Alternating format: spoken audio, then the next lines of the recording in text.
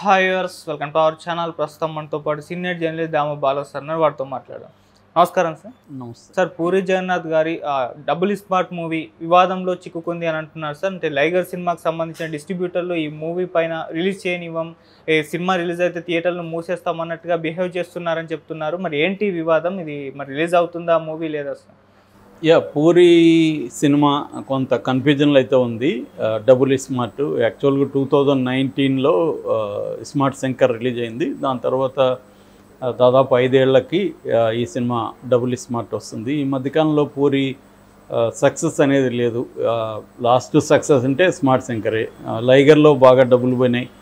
లైగర్ అనేది ఒక రకమైన హాంటింగ్ లాగా ఉంది వాళ్ళకి. ఇప్పుడు కూడా అది హాంట్ చేస్తుంది. నిజానికి డబుల్ స్మార్ట్ శంకర్కి మంచి బజ్ అయితే, అంటే వీళ్ళు పబ్లిసిటీ పెద్దగా చేయలేదు కానీ అది హిట్ ఫిల్ము అన్న ఇదైతే ఉంది, బయట టాక్ అయితే ఉంది.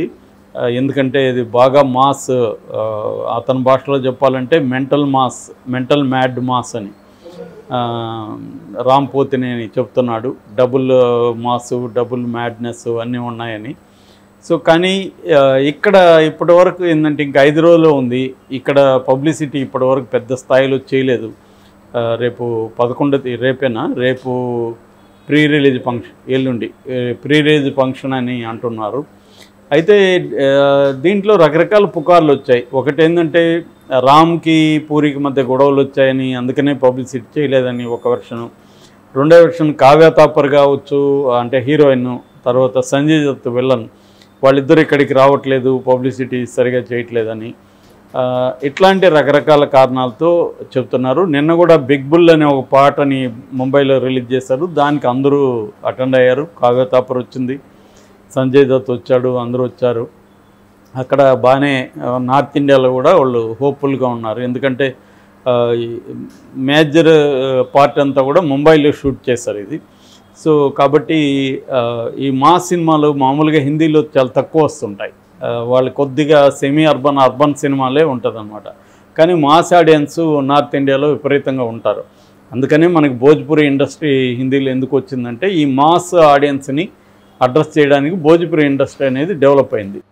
ఎప్పుడైతే హిందీ మాస్ సినిమాల ప్రొడక్షన్ తగ్గిపోయిందో భోజ్పురి ఇండస్ట్రీ దాన్ని ఫిలప్ చేసింది. ఎందుకంటే భోజ్పురి మాట్లాడే లాంగ్వేజ్ మాట్లాడే ప్రజలు దాదాపు 20 కోట్ల మంది ప్రపంచవ్యాప్తంగా ఉన్నారు. అందుకని భోజ్పురి ఇండస్ట్రీ ఈ సింగిల్ థియేటర్ ఆడియన్స్ని అడ్రస్ చేయడానికి, అందుకని మన తెలుగు సినిమాలన్నీ కూడా అక్కడ రీమేక్లు అయిపోయినాయి. రాఘవేంద్రరావు సినిమాలు ఇవన్నీ ఇక్కడ ఒకప్పుడు మన నగ్మా రంగ్బా అంతా కూడా అక్కడ ఫేమస్ హీరోయిన్లు అయ్యారు. తర్వాత పోయిందనుకో వేరే విషయం.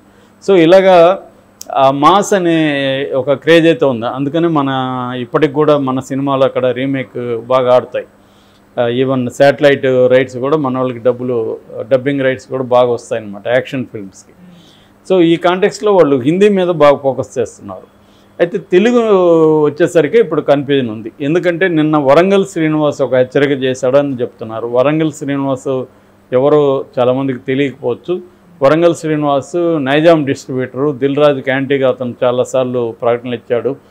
సో తను ఈ మధ్యకాలంలో సడన్గా ఎవాల్వ్ అయిన ఒక డిస్ట్రిబ్యూటర్. తను లైగర్ సినిమా డిస్ట్రిబ్యూషన్ తీసుకొని విపరీతంగా నష్టపోయినప్పుడు గొడవలైంది. ఆ థియేటర్ వాళ్ళు చిన్న డిస్ట్రిబ్యూటర్లు పూరి జగన్నాథ్ ఇంటి ముందు కూడా ధర్నాలు చేశారు. మొత్తానికి అదేదో ఒక ఒప్పందం జరిగింది. ఇప్పుడు ఏంటంటే దానికి సంబంధించి ఒప్పందం ఏంటంటే నెక్స్ట్ సినిమాలో నేను రికవర్ చేస్తానని చెప్పాడని. సో ఇప్పుడు అది క్లియర్ చేయకుండా మేము ఈ సినిమాని రిలీజ్కి ఒప్పుకోమని అల్టిమేటం ఇచ్చాడని చెప్తున్నారు. ఓకే. ఈవెన్ ఛాంబర్కి కూడా మీరు కానీ ఈ సినిమా రిలీజ్ కోఆపరేట్ చేస్తే మేము ఛాంబర్ ముందు కూడా ధర్నాలు చేస్తామని కూడా హెచ్చరిక చేశారు. అట్లాగే ఇది కానీ బలవంతంగా రిలీజ్ చేస్తే మేము థియేటర్లు బంద్ పెడతామని కూడా, ఎందుకంటే అతని చేతిలో కూడా చాలా థియేటర్లు ఉన్నాయి. సో బంద్ పెడతాము థియేటర్లు అని వార్నింగ్ ఇచ్చారని కూడా అంటున్నారు. సో ఈ రకంగా జరిగినప్పుడు మాత్రం నైజాం ఏరియాలో, మొత్తం ఆంధ్ర సీడెడ్ ఏం ఇబ్బంది ఉండకపోవచ్చు, నైజాం ఏరియాలో మాత్రం ఖచ్చితంగా దీన్ని పరిష్కరించుకోకపోతే ఇబ్బందులు ఉంటాయి. కానీ ఒక నైజాం ఏరియాని పరిష్కరించుకోలేకపోతారా అన్నది ఒక డౌట్. కాకపోతే మామూలుగా ఇప్పుడు ఏంటంటే బచ్చన్ సినిమా కూడా రిలీజ్ అవుతూ ఉంది మన రవితేజది. సో ఈ రెండింటి మధ్య బాగా కాంపిటీషన్ ఉండే అవకాశం ఉంది. అట్లాగే తంగలాన్ విక్రమ్ సినిమా అది కూడా దానికి మంచి బజ్జు ఉంది. ఎందుకంటే కేజీఎఫ్ చూసిన వాళ్ళందరూ దీన్ని చూడాలన్న ఫీలింగ్ అయితే దాన్ని చూస్తూ వస్తుంది. కేజీఎఫ్ కంప్లీట్ ఆపోజిట్ ఉంది. కేజీఎఫ్లో ఏమో కంప్లీట్ సినిమాటిక్గా ఉంటుంది, ఇది హైలీ రియలిస్టిక్గా. అసలు విక్రమ్ అనే గుర్తుపట్టడం కష్టం, అలా తమిళ్ కైండ్ ఆఫ్ రియలిజం దాంట్లో ఉంది. సో రెండోది ఒక దళిత ఆస్పెక్ట్ కూడా ఉంది, కాబట్టి ఆ సినిమా మీద కూడా బజ్ ఉంది. ఇటువంటి ఒక కాంపిటీషన్ అయితే పూరికి బలంగా ఉంది. ఈ కాంపిటీషన్లో రిలీజ్ ప్రాబ్లమ్స్ కానీ వస్తే ఇంకా అదనంగా, ఎందుకంటే 5 రోజుల్లో ఉంది ఇంకా రిలీజ్, 15th రిలీజు. సో ఇప్పటి వరకు వాళ్ళైతే పెద్ద ఎత్తున బడ్జ్ అయితే క్రియేట్ చేయడానికి ఏమి చేయట్లేదు. ఒక రకంగా మనం బడ్జ్ లేకుండా సైలెంట్గా చేద్దామని కూడా అనుకో ఉండొచ్చు. లేదు, ఈ వరంగల్ శ్రీని లాంటి వాళ్ళ గొడవల వల్ల కూడా వాళ్ళు సైలెంట్ అవ్వచ్చు. రేపు పొద్దున ఏదన్నా ప్రోగ్రామ్ చేసినా వీళ్ళు వచ్చి గొడవలు చేస్తారేమని, అది చేసే అవకాశం ఉంది. ఆ క్లియర్ చేసుకోవడానికి మరి పూరి ఏం చేస్తాడు, ఎందుకంటే ప్రీ రిలీజ్ థియేట్రికల్ బిజినెస్ బాగా జరిగిందనేది కూడా వార్త వస్తుంది. అది జరుగుంటే మాత్రం ఖచ్చితంగా వరంగల్ శ్రీని లాంటి వాళ్ళు సైలెంట్గా అయితే ఉండరు. ఎందుకంటే లైగర్లో లాస్ అయింది, లైగర్ మాకు నమ్మించి దాన్ని ఏదో బిల్డప్లు ఇచ్చి నమ్మించి అమ్మేశారు మాకు అన్న ఇది ఉంది. మామూలుగా అయితే లీగల్గా పూరి జగన్నాథ్కి ఎటువంటి బాధ్యత లేదు, ఇవ్వాల్సిన బాధ్యత. ఎందుకంటే ఆదాయం వస్తే నువ్వు ఇస్తావా, ఇవ్వవు కదా, నష్టం వచ్చినా నువ్వు భరించాలి అనేది ఉంటుంది డిస్ట్రిబ్యూటర్లకు సంబంధించి. కాకపోతే ఏంటంటే సినిమా ఇండస్ట్రీలో ఎలా ఉంటుందంటే, ఒక ఈ లీగల్ కంటే కూడా ఒక పర్సనల్ ర్యాపోతో నాకు కొంత లాస్ వచ్చిందన్నా నువ్వు కొద్ది కవర్ చేయని అడుక్కోవడం, నెక్స్ట్ సినిమాకి వాళ్ళకి కొంత తక్కువ రేట్లకి ఇవ్వడం, ఇలాంటివేవో జరుగుతుంటాయి ఒప్పందాలు.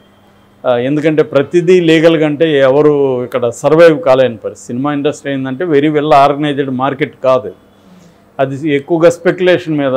ఈ సినిమా హిట్ అవుతుందని వాడు ఎక్కువ బడ్జెట్ని క్రియేట్ చేస్తారు వీళ్ళు, ఆ బడ్జెట్ని చూసి ఎక్కువ రేట్లు పెడతారు, కాంపిటీషన్ వస్తుంది, బడ్జెట్ ఉంటుంది తప్ప సినిమా వీళ్ళకి చూపించరు సినిమాను కూడా. సో ఎందుకంటే మన చిన్న సినిమాలు అయితే చూపించకుండా ఎవడు కొండవు, పెద్ద సినిమాలు అయితే బడ్జెట్ని చూసి హీరోని చూసి కొనేస్తారు, అడ్వాన్సులు ఇచ్చేస్తారు ముందే. అందుకని వీళ్ళు హైప్ని క్రియేట్ చేయడం మీదే ఫోకస్ చేస్తారు ముందు నుంచి. ఇవాళ అయితే మరీ ప్రతిదీ పాన్ ఇండియా సినిమా, దానికి ఒక అర్థం అంటూ లేకుండా పోయింది. సో ఈ కాంటెక్స్ట్లో పూరి సినిమా రిలీజ్ అవుతుందా లేకపోతే ఇబ్బందులు ఉంటుందా అనేది ఇప్పుడు స్పెక్యులేట్ చేస్తున్నారు అందరూ. కానీ నా అభిప్రాయం ఖచ్చితంగా పూరి జగన్నాథ్ అంత ఈజీగా వదిలిపెట్టాడు. తను ఎప్పటి నుంచో ఇండస్ట్రీలో ఉన్నాడు, ఈ తరంలో నెంబర్ ఆఫ్ సినిమాలు తీసిన వ్యక్తి కూడా అతని డైరెక్టరు, చాలా వేగంగా సినిమాలు తీయగలడు, ప్రొడ్యూసర్కి ఇబ్బంది లేకుండా కూడా సినిమాలు తీయగలిగిన డైరెక్టర్లలో అతను ఒకడు. అట్లాగే కొంత డైలాగ్ వర్షన్లో కూడా కొంత డిఫరెన్స్ ఉంటుంది అతని దీంట్లో. సో ఫెయిల్యూర్ ఉన్నంత మాత్రాన ఆ డైరెక్టర్ ఏదో అవుట్డేట్ అని చెప్పలేము. ఖచ్చితంగా అయితే దీంతో మళ్ళీ కంబ్యాక్ అయ్యే అవకాశాలు అయితే కనిపిస్తున్నాయి. రెండోది పూరి జగన్నాథ్ అండ్ చార్మి ఇద్దరి టీం అనేది కూడా ప్రొడక్షన్ విషయంలో చాలా బాగా చేసుకుంటూ వెళ్తున్నారు. గతంలో వేరే ప్రొడ్యూసర్లకి చేసేవాళ్ళు ఇప్పుడు అట్లా కాకుండా కొంత ఫైనాన్స్ తీసుకొని కొంత వీళ్ళు అడ్వాన్సులతో తీసుకొని వీళ్ళు చేయడం అనేది జరుగుతుంది. కాబట్టి పూరి జగన్నాథ్కి అప్స్ అండ్ డౌన్స్ కొత్త కాదు, ఇట్లాంటి క్రైసిస్లు కొత్త కాదు, అతను డీల్ చేయగలిగిన పరిస్థితి ఉంది. నేను అనుకోవడం ఈ వరంగల్ సీను వ్యవహారం కూడా ముందుగానే వాళ్ళు 5 రోజులు ఉంది కాబట్టి వీళ్ళు కూడా లాగుతుంటారు చివరి వరకు. ఎందుకంటే ఇది ముందుగా కానీ మనం లొంగితే వాడు ఎక్కువ డిమాండ్ చేస్తాడు. చివరిలో అనుకో ఇంకా రిలీజ్ అయిపోయినాక అసలు డబ్బులు రావు, సరే ఎంతో కొంత డబ్బులు ముందు పడినట్టే చాలే అనుకునే పరిస్థితి వీళ్ళకి కూడా వస్తుంది. ఇదంతా ఒక మైండ్ గేమ్ ఉంటుంది ఇద్దరి మధ్య. సో అటువంటి మైండ్ గేమ్ పూరి కూడా ఆడుతున్నట్టుగా మనకు అనిపిస్తుంది. ఏదేమైనా ఎల్లుండి ప్రీ రిలీజ్ అవుతుంది కాబట్టి ఆ రోజు మనకు క్లారిటీ వస్తుంది. ఒకవేళ ఏమన్నా శ్రీనివాస్ గొడవ చేసేట్టుకుంటే అక్కడ గొడవ చేసే అవకాశం ఉంది. ఎందుకంటే ఈ థియేటర్ ఓనర్స్ని తర్వాత డిస్ట్రిబ్యూటర్ని కొంతమందిని తీసుకెళ్ళి అక్కడ గొడవ చేయొచ్చు. గతంలో కూడా వీళ్ళ ఇంటి దగ్గర కూడా గొడవ చేశారు. అప్పుడు పూరి కూడా వాళ్ళ మీద కేసు పెట్టాడు, నా ఇంటి మీదకి వస్తున్నారు, నా భార్య పిల్లలకి థ్రెట్ ఉంది, ఇవన్నీ కూడా కేసు పెట్టారు. సో మరీ ఆ